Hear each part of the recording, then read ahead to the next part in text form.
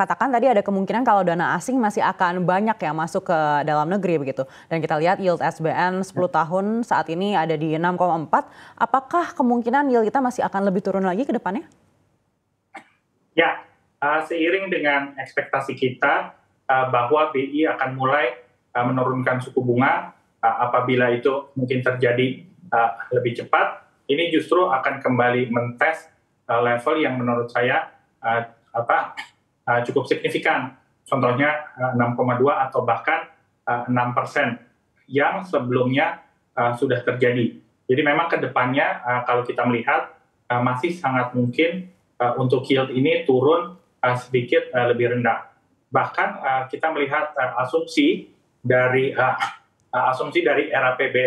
RAPBN untuk 2024 mematok ambang batas bawah sebesar 6,49%.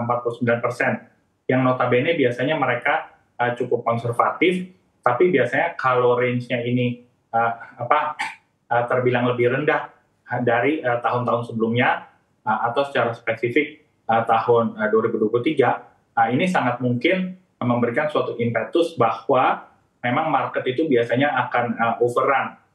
Dan di saat ini kita melihat memang banyak sekali faktor yang menurut kami akan memungkinkan untuk yield ini atau imbal hasil turun lebih rendah. Jadi selain kemungkinan Bank Indonesia akan memangkas suku bunga acuan, turunnya inflasi yang lebih konsisten mungkin di paruh kedua dari tahun ini itu akan membuat another driver untuk imbal hasil turun lebih rendah lagi.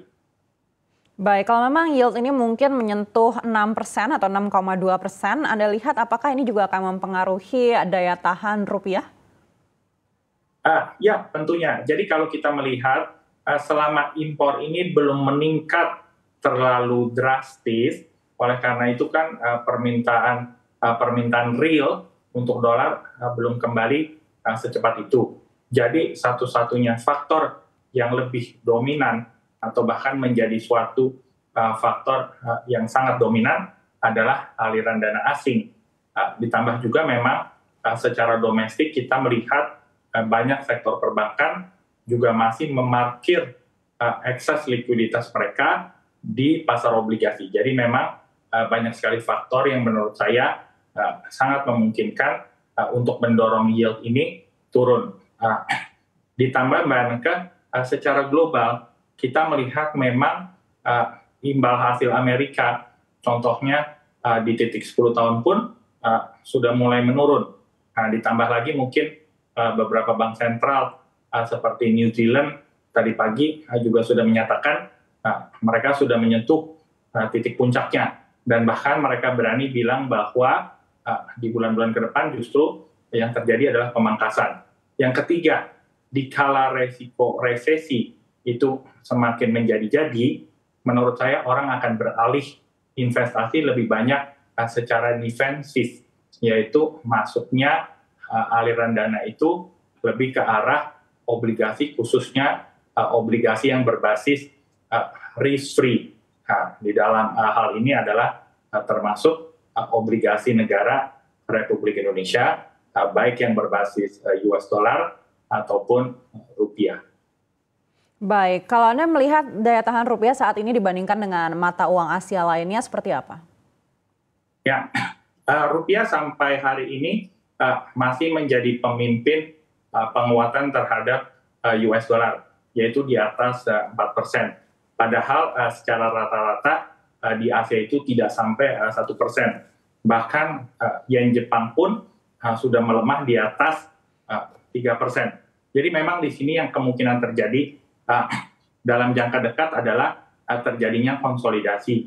Makanya kita tidak kaget melihat bahwa rupiah pasti akan tergerus dulu dalam jangka waktu dekat karena adanya isu debt ceiling yang akan dilangkahi. Nah, menurut kami solusinya adalah kemungkinan besar Amerika akan menggeser paling tidak membeli waktu atau buying the time sampai kurang lebih bulan September. Yang notabene berarti sekarang level 14.9 ini menurut saya sangat menarik untuk kembali membeli rupiah, menjual dolar karena ke depannya kalau debt ceiling ini kalau debt ceiling berhasil diatasi dan digeser, ini akan berarti risk on trading akan kembali. Yang notabene berarti seantero mata uang dunia kemungkinan besar akan menguat terhadap US dollar. Nah, tapi ke depannya kita melihat pada saat Fed menyatakan mereka sudah selesai atau bahkan mereka akan consider untuk memangkas suku bunga, itulah di mana menurut kami driver untuk imbal hasil Indonesia lebih turun dan rupiah lebih menguat secara persisten itu ada. Oleh karena itu per akhir tahun prediksi kami tetap berada di angka 14.500 untuk nilai tukar karena didorong oleh masuknya aliran dana asing terutama ke pasar obligasi, dan kedua masih lemahnya permintaan US dollar dari pasar impor, dan mungkin sedikit faktor juga bahwa lebih banyaknya de-dolarisasi yang terjadi meskipun pada tahap yang sangat awal. Baik, tapi kita tahu juga kita akan memasuki tahun politik di 2024, Pak Enrico. Apakah ini juga nantinya akan mengancam stabilitas rupiah? Ya, menurut kami memang hal itu biasanya mempengaruhi. Tapi berkaca pada 5 tahun yang lalu, menurut saya so far tingkat stabilitas rupiah ini lebih bernuansa luas. Atau dengan kata lain, para investor baik lokal maupun asing sudah lebih mengerti bahwa pasar finansial Indonesia ini sudah lebih better atau sedikit lebih dalam dibandingkan sebelumnya. Jadi mereka mungkin melihat ini hanyalah sebagai faktor ya yang memang penting, tapi sifatnya temporer.